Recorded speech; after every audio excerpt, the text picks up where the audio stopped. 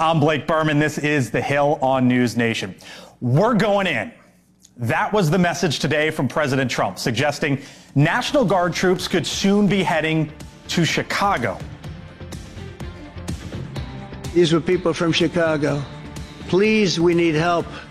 We need help. We can't walk outside. We're petrified. Now, we're going to do it anyway. We have the right to do it because I have an obligation to protect this country. And that includes Baltimore.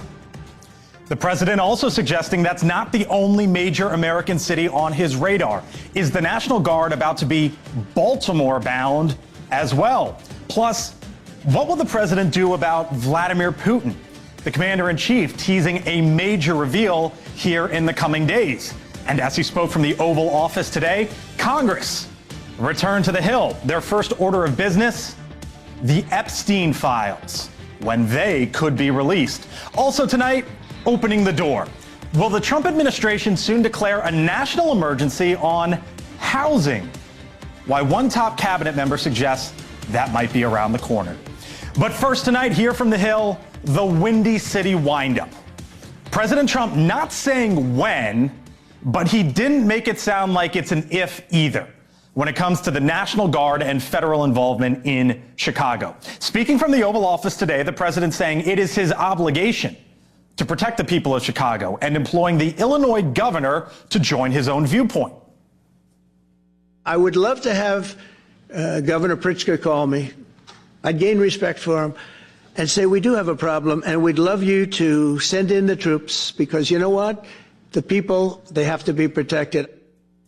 Now, these flashing lights from police, this was just 4 scenes over the weekend in America's third largest metropolitan city. In total, from Friday through Monday over the holiday weekend, 37 separate shooting incidents in Chicago. 8 people were killed, and as the bullets flew, 50 more people victims of gunfire. For example, down here, this scene right here. That's the 3600 block of South Cottage Grove. As officers responded to a disturbance, gunshots were fired a short distance away. 5 people, including a 17-year-old boy, were struck. The Illinois governor today, though, doubling down, saying he doesn't want the National Guard in Chicago.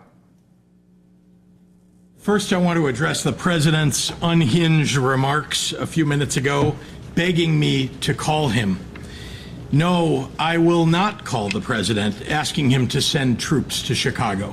I've made that clear already. Chicago does not want troops on our streets. Mick Mulvaney, Dan Cannon here with me in a moment, but we begin tonight here on the Hill with Congressman Sean Casten, who is a Democrat from the greater Chicago area. Congressman, thanks for being back with us tonight here on the Hill. Thanks for having me. Of course, you heard both sides there. You heard President Trump, you heard the governor there of your home state. Do you need help in Chicago as you see it? We absolutely do not need federal help with boots on the ground. I mean, look, Chicago law enforcement worked closely with the DEA to prosecute drug crimes. They work closely with the ATF to prosecute gun crimes. Those things, of course, happen. But the idea that we're going to make communities safer by sending the National Guard in, who I would remind you is subject to the jurisdiction of the governor, not the president, who's not up to speed on those and make people safer, that simply is not how you solve crime. This is the way you create security theater. And, you know, yes, there were some shootings in Chicago last weekend, and that's tragic. Every loss is, of course, tragic. But the overall trend line is down. And make no mistake, the single best predictor that you are going to die from gun violence is that you live in a community with a high percentage of gun ownership. The highest per capita rate of gun death in the country is in Wyoming. I think, how can the average person sit back, see what happened in Chicago this weekend, and then hear someone like yourself say, you know what, we don't really need any help, we've got it? The crime statistics are coming down in Chicago. Of course, you're going to have periods where crimes happen, but I would point out what I said before. There is a higher rate of gun death in Wyoming than there is in Illinois. Why is the president not making a big deal about people dying in Wyoming? Why is he not making a big deal about people dying in Indiana? You're the congressman from the Chicago area. Why wouldn't you want any help? That's what I can't understand. Because federal troops are trained to go into hostile situations and fight bad guys. They are not trained to go in and figure out how to do the hard police work in a scenario where most of the people you're surrounded by are good guys. Law enforcement is very different from the military. There's a reason we have a Posse Comitatus Act that you don't send the military in to do domestic law enforcement. We have had in Chicago, in the last few months, a collapse in reported domestic violence crimes. Those are crimes. Those are real victims. People are getting hurt. They're not reporting because they don't trust the federal troops who are out there, the ICE officials, what have you, to do the kind of community-based policing that they trust their police force to do. That makes us less safe, not more safe. The mayor of Chicago. This is sending the entirely wrong tool. The mayor of Chicago, Brandon Johnson, said, yeah, sorry, there's like a second delay here. I don't mean to step on you, but the mayor of Chicago, Brandon Johnson, said this today. I want to get your reaction on the other side. Work we do or how hard we work, none of it will ever be enough until the president decides to end the mass trafficking of guns in our city. Chicago will continue to have a violence problem as long as red states continue to have a gun problem. Why should anyone in Chicago believe, Congressman, that this issue will get solved or fixed when the leader there blames the White House and the opposing party? What the mayor said is true. 60% of all gun crimes in Chicago are done with guns that are trafficked in from out of state.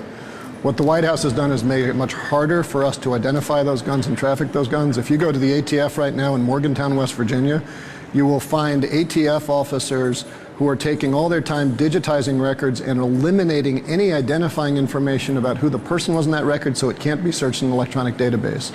That is because you have an administration that is prioritizing the ability to get guns in our streets and kill people and not prioritizing protecting people from those guns.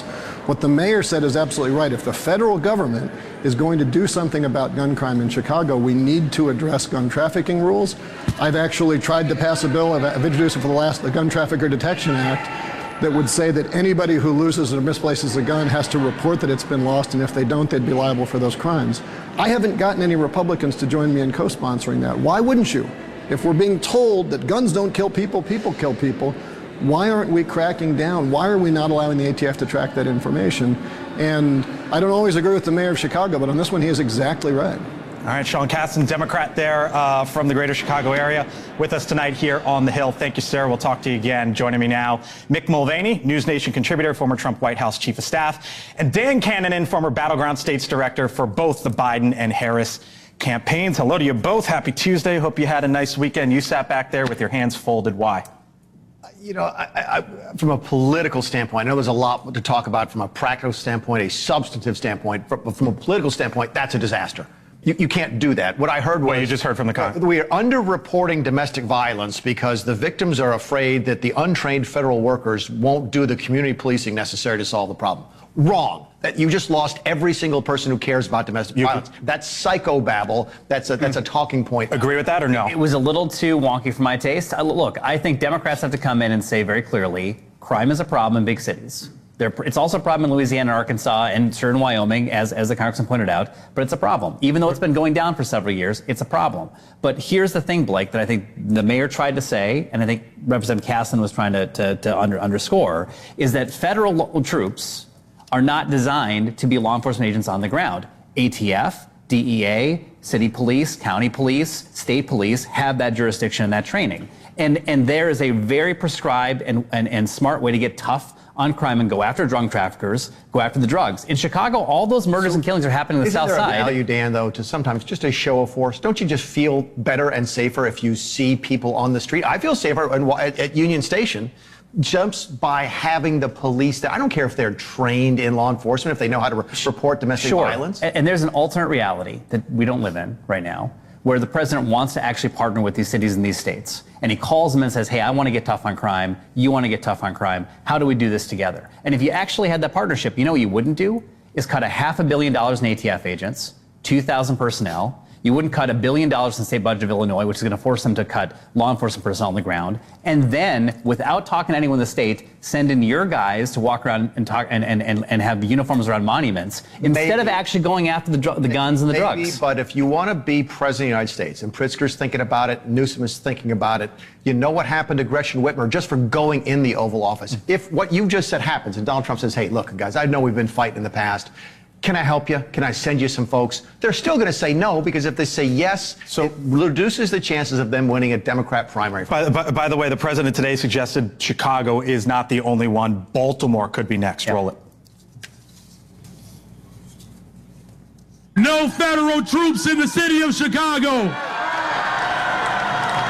No militarized force in the city of Chicago. We're going to defend our democracy in the city of Chicago. We're going to protect the humanity of every single person in the city of Chicago. Obviously not President Trump. Here's the soundbite that I wanted to roll. Governor Moore called because I watched him over the weekend trying to explain that Baltimore, what they need is housing. You know, they don't need housing. They need to get rid of the criminals. The point is, Mick, that President Trump telegraphed today that he's not done beyond D.C. And the question is it just that he's going and mentioning the areas like Illinois, J.B. Pritzker, Westmore, Maryland, who we know those guys want to be the next president of the United States? I heard the president say the same thing, and I know they would like to be able to go into Baltimore, Chicago, pick a city, but I keep coming back to this. Washington, D.C. is different, and it's going to be much harder for them to do what they would want to do. They can't do what they did here in Chicago. Yes, you can send in the National Guard, but it has to be in support of federal agents. There's all sorts of limitations on federal authority when it goes into the cities. So it's not as simple. I know what they're saying.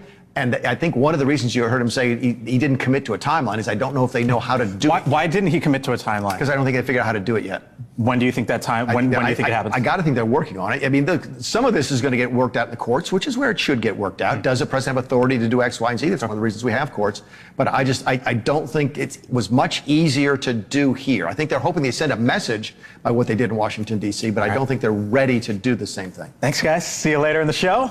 Dan and Mick, appreciate it. Still to come tonight here on the Hill. Why the Epstein files were front and center up on the Hill today as President Trump made a military announcement over at the White House. The emotional response from one member of Congress who was in the room with the victims, plus the president and Putin. What Trump says he will soon reveal, and is the president threatening to declare another national emergency? Why he has his sights on part of the American dream. I thank you for being with us tonight. I'm Blake Berman. Don't go anywhere. Other side in 4 minutes.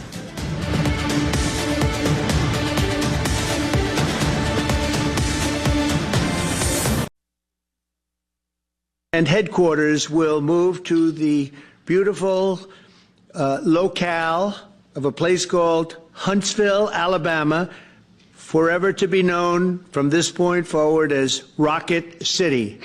Okay? The president today announcing a new home for the U.S. Space Command. And across the city, across the town, Capitol Hill, same time this afternoon, a much different scene on a topic that has been a bit of a thorn for the president. Members of the House Oversight Committee meeting with victims of convicted sex offenders Jeffrey Epstein and Ghislaine Maxwell.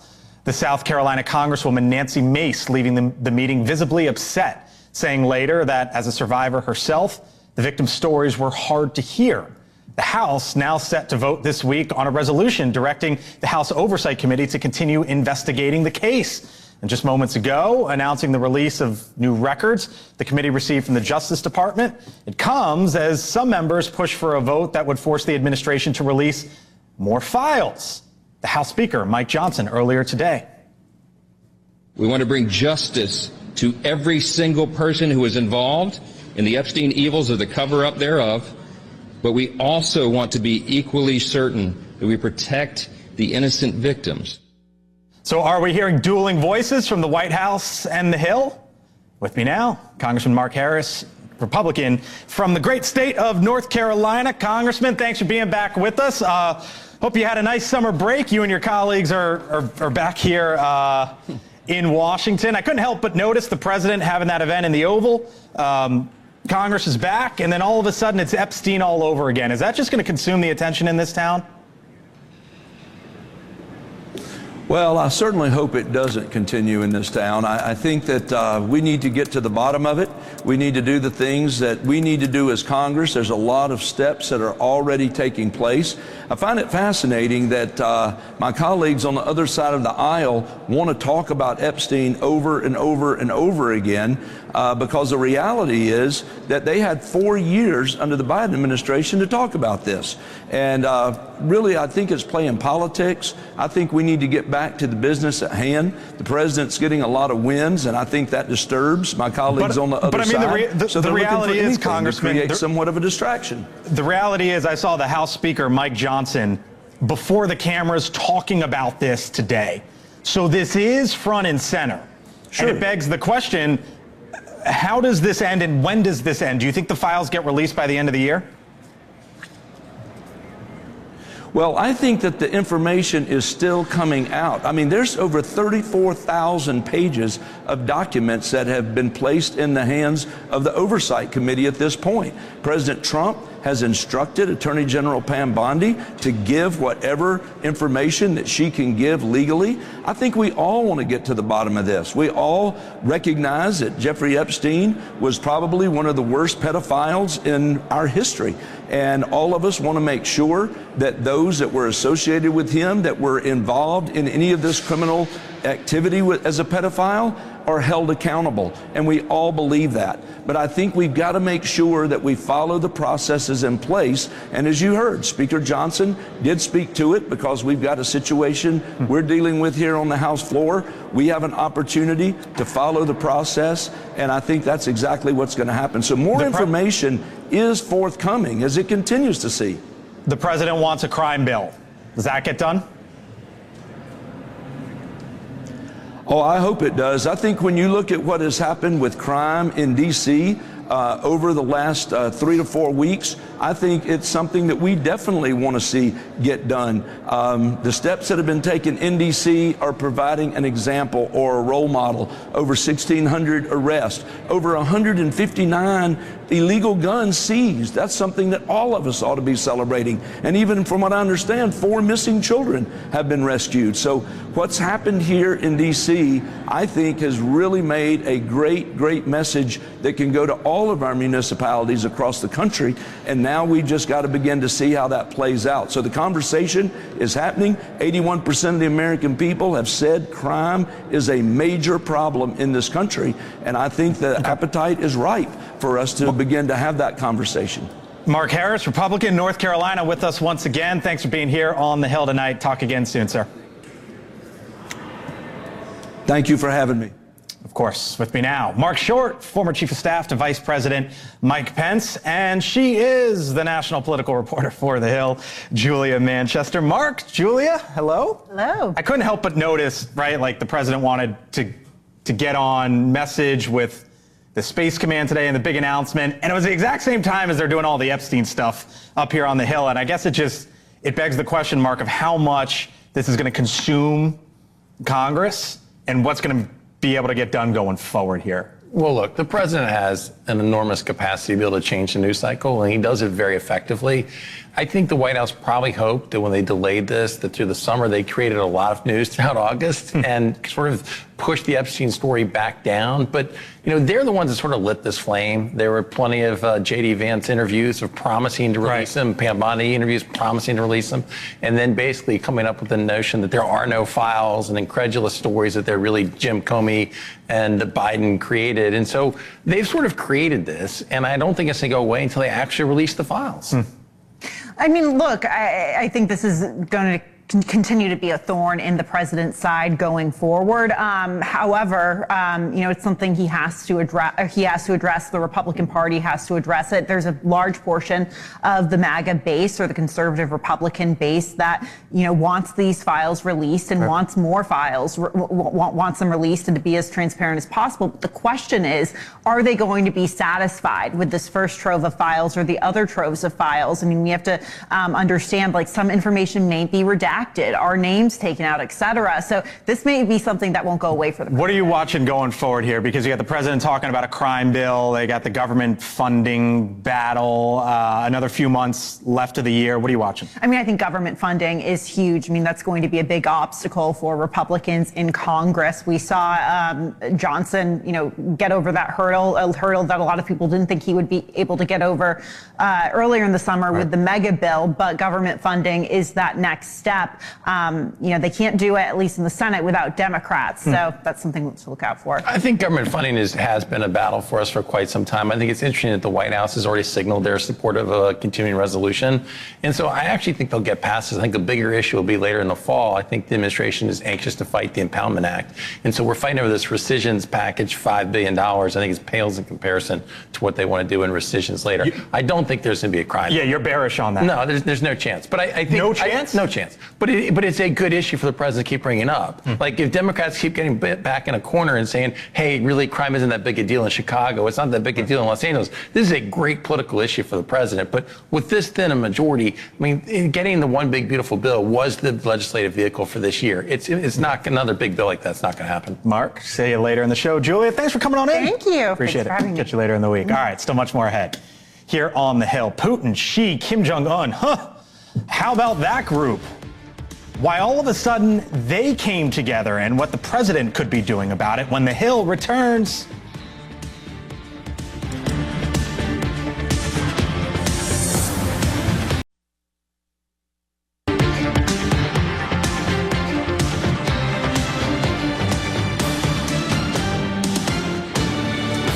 .30 here on the East Coast. Live look over at the White House as clear lines are starting to begin to form on the global stage. How about this? The North Korean dictator Kim Jong-un arriving in China to attend a military parade commemorating the end of World War II alongside Xi Jinping and alongside Vladimir Putin. And just yesterday, the Russian and Chinese leaders were also seen embracing India's prime minister in China as well. This on the heels of President Trump's meeting with top European leaders to discuss ending the war in Ukraine. Fast forward to today, President Trump's deadline for Putin to make progress toward peace with Zelensky has now passed, despite what the president called a productive meeting with the Russian leader last month. Now, Russia has continued to pummel Ukraine. No trilateral meeting between Trump, Zelensky, Putin on the calendar, as far as we know. It's unclear whether or not President Trump will follow through with his threat to impose stiffer sanctions and tariffs on Russia. Here was the president today. I had actually a very good meeting with President Putin a couple of weeks ago. We'll see if anything comes out of it. If it doesn't, we'll take a different stance. Maybe we'll take a different stance, With us once again, retired Lieutenant General Richard Newton, NewsNation senior national security contributor. Hello, sir. Always great to have you in. I'm just I ticked through some of it, but I'm looking at this. Putin and Trump meet, and then all of a sudden I see on my screen over the weekend, wait a minute, he's with Xi and Kim Jong-un and Modi, and they're all palling together, and I'm thinking to myself, General, that doesn't look good. Good evening, Blake. It's not a good scorecard. Putin's had two red carpets, one from President Trump and one from President Xi, and he's been on the world stage constantly, as you alluded to, for the last 2 weeks. All eyes now are on China, and they just concluded a very successful, in fact, the largest economic summit, the Shanghai Cooperation Organization Summit that they do annually. This is the largest one, and tomorrow they will have 26, heads of state to include, Putin and Kim Jong-un and so forth, to commemorate the 80th anniversary of the defeat of Japan. By the way, they're going to call that defeat. It's a Sino-Soviet defeat of Japan in World War II. But they're also going to allow for the opportunity to show China's vast modernization of their military capabilities much farther along than they were 10 years ago during the 70th anniversary. So this is a very significant week. I guess it leads to the question, if you feared that Putin was coming to the U.S., getting more out of it from Trump than Trump could get out of it from Putin, is that what happened, or is it still TBD? Right now, what you're seeing is a much more closely aligned relationship between Russia, China, North Korea. You can throw Iran in there also than we saw in the first Trump administration, where there are more individual adversarial relationships between the U.S. and China, U.S. and Russia, and so forth. Now you're seeing an alignment of China, Russia, North Korea, and that's what you're seeing on stage. That's very concerning. from that point on. Also, look at the economic aspect of this. China purchases 50% of Russia's oil capacity, which is funding their war. Russia, in turn, in the first half, Blake, of 2025, received $1.9 billion worth of dual-use technologies from China that changed their war machine capability for drones and for armored vehicles, for jet aircraft and so forth. And so as long as Putin feels he can stay on the battlefield, he doesn't need to go negotiate with President Trump or anybody. Lieutenant General Richard Newton, NewsNation senior national security contributor. Always great to hear your perspective, sir. We'll see you again soon. Thank you, Blake. Of course. All right, back with me, Mick Mulvaney and Democratic strategist Yemisi Egbawali. You've got a higher title than that. What was it in the Biden White House?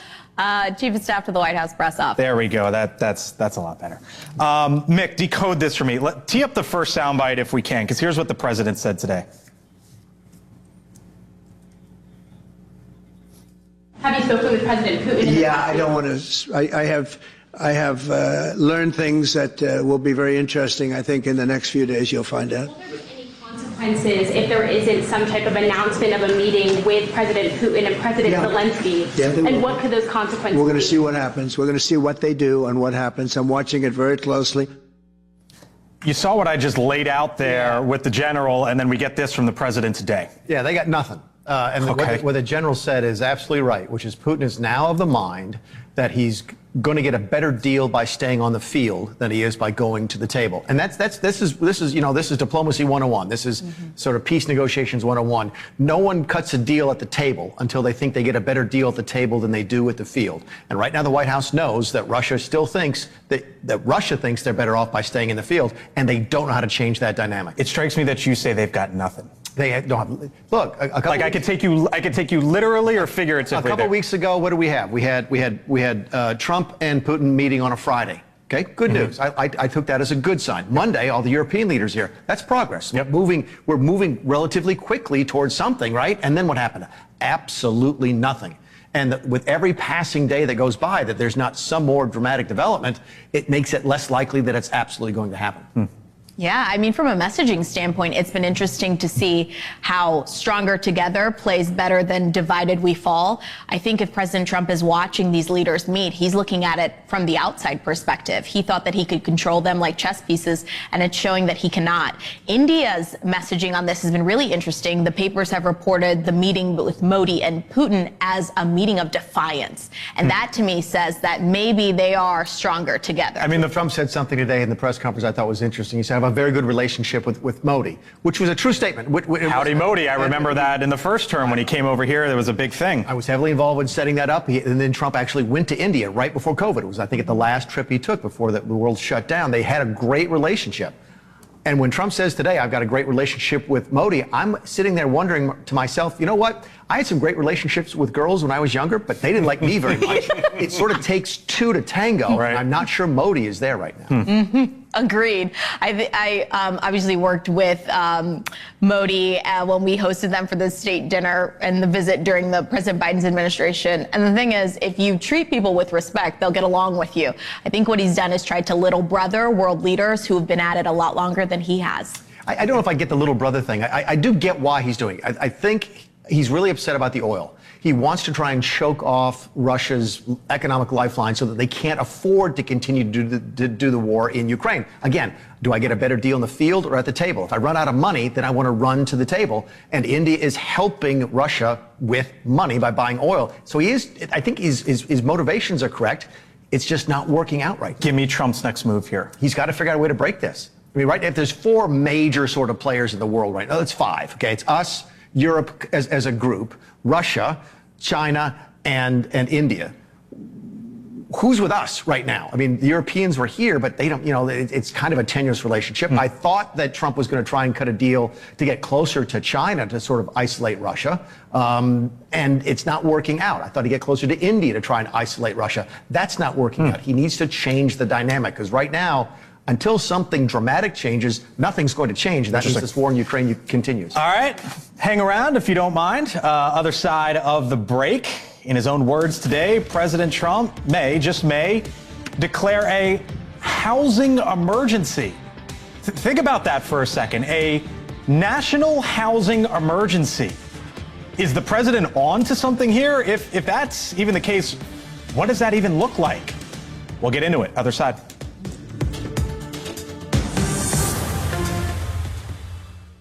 Is bringing more Americans together. The appetite is greater than it has ever been for perspective, for understanding, and for information that they can not just trust, but use. NewsNation. News for all Americans. There is no doubt that the president is taking a lot of actions on many fronts these days: the border, deportations, crimes, emergencies as well that he says need addressing. And today he mentioned to take the possibly unorthodox step of a, quote, expedited ruling from the Supreme Court when it comes to an appeals court decision that most of his tariffs are illegal. That ruling is basically saying that the trillions of dollars that are pouring into our country, putting us in a position like no country is anywhere in the world, that they'd like to see us that taken away. And now, due to what's being called a housing emergency, President Trump could also be making it easier, we'll see if he goes down this path, to own a home. The Treasury Secretary, Scott Bessent, saying just the other day, in part, quote, "We may declare a national housing emergency in the fall." Goes on to say, "I think everything is on the table. I think we're going to see a big economic pickup in 2026. And the president was asked about this earlier today. Right, we're thinking about doing that. Yeah, can you just... Well, we need a little help from the Fed. We have a man named Jerome Too Late Powell. You probably heard of him. He's too late. He's way too late. And the economy is so strong that it's pushing through that.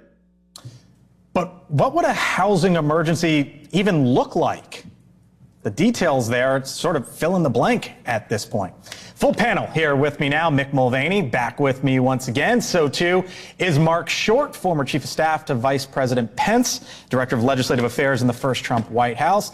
Yemisi Egbawali, former White House press office chief of staff, and Dan Cannonen, former Battleground States director for the Biden-Harris campaigns. Hello to you all. Nice to have you all in. I'll get to this side in a second. You got your start in politics and sort of the housing land issue. Yeah. Is this a thing? There's a housing crisis. There's no question about it. No one denies it's a big issue. Housing emergency. I don't know what that means, but I do know it's caused the housing crisis. So if Donald Trump wants to declare a housing emergency so that he can force state and local governments to allow more housing to be built, I'm all for it. My guess is it's a way to open a door to additional tariffs on things like lumber. So I'm not really sure. Well, Bessent suggested that they might take those off. Those sort of materials. I don't know what a housing emergency does. Look, I feel partially responsible because we figured out a way to get additional presidential authorities in the first term because we declared an emergency at the border for illegal immigration. I think we were right to do so because of what we were facing at the time, and that opened the ability of the president to spend different sums of money on building the wall. That's fine. I know what an illegal immigration emergency looks like. I don't know what a housing emergency looks like. What are you laughing at, Short? Preach, Mick. I mean, I think the reality is that there's a lot of his executive actions we can applaud. I think he takes strong action like he did with the Venezuelan drug runners today, or even securing the border, as Mick said. But it used to be that our party believed and trusted in markets to handle the economy. And yet I've never seen a Republican administration that wants to seize the means of production faster than Mamdani wants to take over grocery stores. And so we're going to declare another national emergency to take over another parts of the economy. At some point, there's going to be a Democratic president, and I would think that you could then do a national emergency on climate, EVs, media, whatever you want. Fill in the blank, I guess. There was a very large push in Biden to have a national emergency on climate. On climate, right? He did not do, largely because I think it was a question of like, what does that mean, and what do we take action with that authority? Look, I think the problem with Trump that he has, besides the fact that he's massively underwater in the economy, he's at 37% approval on the economy versus something in the mid 50s or early 50s in his first term, and he's underwater across all the issues on tariffs, on costs, on affordability. The American people do not think he's doing enough to address his prime promise in the election, which is to tackle costs. And the other thing that Trump 2.0 is compared to 1.0 is it's the Trump show. He banished anyone in the administration that might disagree with him. And he hates it when the Supreme Court or the Fed or anyone says he can't do something. So all of this power grab stuff that Mark and Mick don't like, it's about Trump just wanting to do what he wants to do, whether it solves the problem or not. So I actually thought the most important sort of little, not little, it's big, piece of information that came out today, MSC, was who will not be taxed on tips. Show the couple graphics. Bartenders, wait staff, gambling dealers, dancers, entertainers, performers, ushers, baggage porters, maids, housekeepers, you name it. You're going to see the professions here, and it makes me wonder that when that starts to filter through the economy, if that is how the president then tackles the economic issue that he has right now. Well, I don't think no tax on tips is going to make anybody any closer to being a home buyer. Look, the age for home buyers. For some folks, I mean, if you're paying less to Uncle Sam, that's money in your pocket. Maybe. I mean, the age for home buyers has dropped dramatically. I mean, people my age aren't even able to even think about owning a home. And I think part of that is he hasn't done anything that's cost effective for it. I mean, tariffs on lumber and steel. Last time I checked, that was the basis of even starting to build homes. So I'm not really sure what declaring a housing emergency does. Does it lessen tariffs on those things so that we can build more homes? I think it's great that he's going in the vein of Ezra Klein and Derek Thompson. I think the abundance movement is something a lot of people on the Democratic side are talking about. So it's great to see the president join in. What about when that filters through the economy, Dan? Well, we'll see how many people actually get what's promised to them. I think a lot more folks are promised and believe they're going to get this windfall that's not going to materialize. And at the same time, they're going to find out that some of the cuts to Medicaid were, in fact, real cuts. They'll be have a harder time getting their insurance. The cuts to state and local government. We talked about Illinois earlier in the segment. There's $1 billion less in that state budget, which is going to filter down through property taxes and other things. The economic hits of the big, beautiful bill and the tariffs have not even fully realized, which is why I think he's in such big trouble. Because if he's at 37%, when it hasn't really smacked home for folks, it's going to get much worse for him. At the same time, the counter to that is that the pro-growth pieces of the bill haven't kicked in yet either. So there is the yin and the yang. I disagree with what you're saying, but if I agree with it, I can say, yeah, but a lot of the stimulus factor from the bill hasn't filtered through either. So you still have a chance to see that. Tax relief was terrific. I just think, unfortunately, his trade agenda is offsetting much of the benefits of the tax relief. It'd be nicer if we went back to a flatter and fairer tax code as opposed to setting aside carve-outs for different industries to say, hey, if you're paid in tips, you don't have to pay taxes. But at the end of the day, there's 500,000 fewer jobs created in the first 7 months of Trump than in the previous 7 months of Biden or the comparable 7 months before that. Yeah, but is that apples to apples? It is. Not COVID, though, in 2020. Oh, but I'm saying in this 2025, month by month, 85,000 jobs per month for Trump, 160,000 a month under last year of Biden. That is apples to apples any month when you look at it. And the market roars back with approval whenever he looks like he's going to back off his own policies. The American people do not trust him on the economy, and the real hits from the bill have not hit the. Well, that's why I wonder if when this stuff comes, if it moves the needle or not. Does it move the needle or no? I think what'll move the needle is he backs off on his trade agenda. I think the reality is that, Kevin carve-outs in the tax code, I don't think is going to get it done. I still think a lot of Americans would trust President Trump over Joe Biden on the economy. But I think the concern is that right now it's hard to make long-term investments because it's so you don't know what it's going to be today versus tomorrow. I'm just afraid there's actually somebody down there going, Mr. President, what we really need to do to solve the housing crisis is we need to take an ownership interest in some of the publicly traded home building companies. And I'm not joking. I mean, someone clearly has made that case on semiconductors. They made the case on critical minerals. They made the case on steel. I wonder if there's somebody down there, and I don't know who it is, but I'd like to find them and get them in a dark alley. He said, Mr. President, what you're doing is having the government own the home builders. That would solve all of the problems. I'll give you last word here. I don't know if no taxes on tips is going to be enough. I think that at the end of the day, his trade policy has made such a dent that I hope they're able to climb out of it before we get to midterms. All right. I hope the Democrats become free traders after this. Thank y'all. Appreciate it. Still to come here on the Hill. We were talking about this I told you that I was going to get to college football. I told you. We're going to stay for that. But I bet you didn't. I bet you didn't think that this was the part of college football that I was going to tell you about. You know what this scene is? Yeah. This guy saved the kid in the fire. It's unbelievable. We're going to explain this story on the other side of the break, plus what's trending as well when The Hill returns.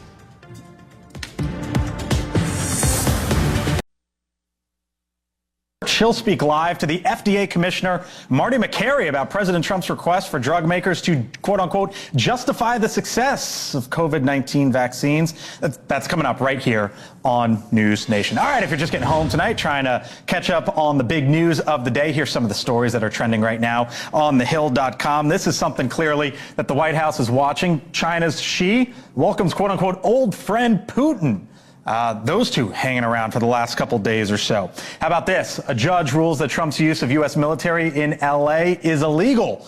The president, though, today suggesting that National Guard troops could be headed to Chicago next. And this is a level of presidential trolling that I don't think we've ever seen before. The president says a portrait of Biden's auto pen will be unveiled at the White House. To check out those stories and more, all you have to do is scan the QR code on your screen or head on over to thehill.com. All right, it was a big weekend of college football. Time for my take now.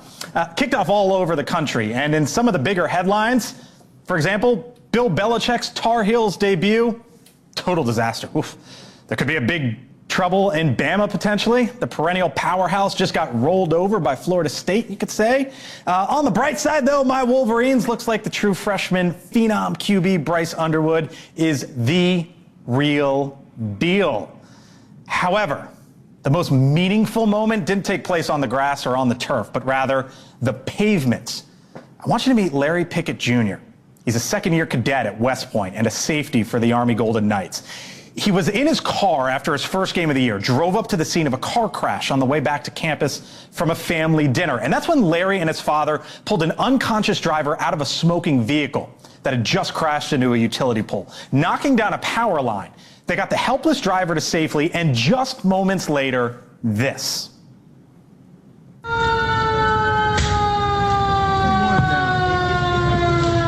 Pulled him out of there.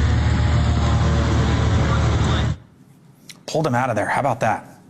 West Point posting to its social media that they were proud of the heroic actions from the cadet and his dad. Cadet and sophomore safety Larry Pickett Jr. truly living up to the mantra, be all you can be.